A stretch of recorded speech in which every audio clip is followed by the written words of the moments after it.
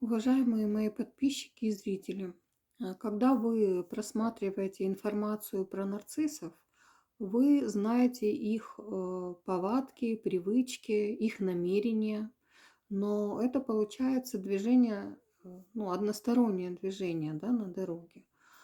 Здесь же участвуют два человека, нарцисс и его жертва.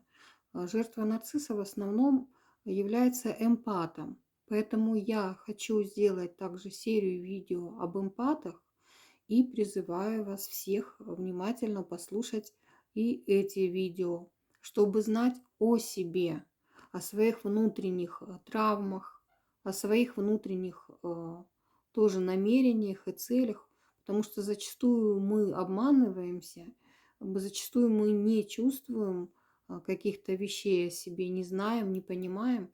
И я хочу вам дать полезную, важную информацию об этом, об эмпатах.